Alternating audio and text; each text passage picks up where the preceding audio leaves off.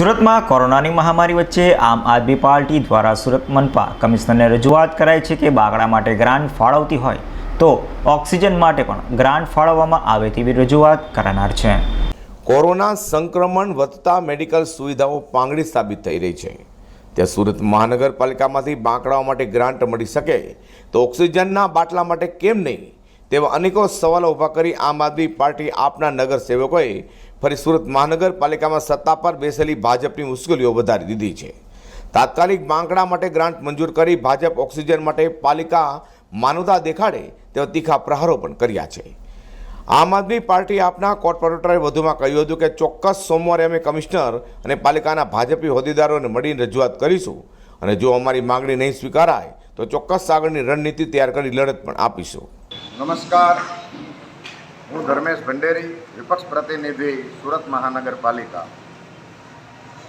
સુરત મહાનગરપાલિકાની સત્તાને મહાનગરપાલિકા કમિશનરશ્રીને નમ્ર નિવેદન કરું કે જેમ અત્યાર સુધી દરેક કોર્પોરેટરને પોતાની ગ્રાન્ટમાંથી બાંકડા ખરીદવાની છૂટ આપવામાં આવતી હતી, એવી જ રીતે દરેક કોર્પોરેટરને એક વિશેષતા સાથે ગ્રાન્ટ આપવામાં આવે કે પોતાના વોર્ડ માટે, વોર્ડની અંદર હોમ ક્વોરન્ટાઇન થયેલા કોરોનાગ્રસ્ત દર્દીઓ માટે ઓક્સિજન સિલિન્ડર ખરીદવાની છૂટ આપવામાં આવે, સત્તા આપવામાં આવે।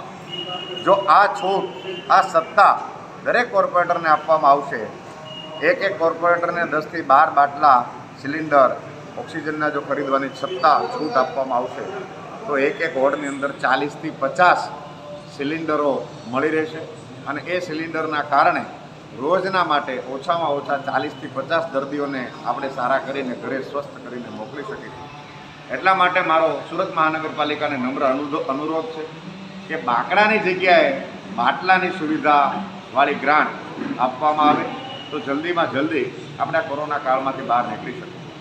સુરત શહેરના કતારગામ અને વરાછા વિસ્તારની અંદર અમે અત્યાર સુધીમાં લગભગ 6 જેટલા કોવિડ કેર, ઓક્સિજન સાથેના કોવિડ કેર સેન્ટરો ઊભા કર્યા છે, જ્યાં નિઃશુલ્ક સેવા પૂરી પાડવામાં આવે છે। દર્દીઓને 2 ટાઈમ જમવાનું આપવામાં આવે છે, સવારે નાસ્તો, જ્યુસ, ચા, નાસ્તાની સુવિધા સાથેના આ કોવિડ કેર સેન્ટરમાં દર્દીઓ આવી અને સંપૂર્ણ સ્વસ્થ થઈને જઈ રહ્યા છે। પણ અત્યારે ઓક્સિજન સિલિન્ડરની ખૂબ જ મોટી અછત છે, એટલા માટે મારો નમ્ર અનુરોધ છે સુરત મહાનગરપાલિકાને, સત્તા પક્ષને કે બાંકડાની જગ્યાએ ઓક્સિજનના બાટલાની ગ્રાન્ટ ફાળવવાની મંજૂરી આપવામાં આવે। આભાર। જય હિન્દ, જય જય ગરવી ગુજરાત। આપના કોર્પોરેટરો દ્વારા કરેલી માંગણી પર મહદઅંશે સાચી છે, કારણ કે હાલ બાંકડા કરતાં ઓક્સિજનની ખાસ તાતી જરૂરિયાત છે, જેથી મનપા દ્વારા તાત્કાલિક ઓક્સિજનના બાટલા માટે ગ્રાન્ટ ફાળવવી જોઈએ। અઝર કુરશી સાથે પ્રકાશવાળા, G10 ન્યૂઝ।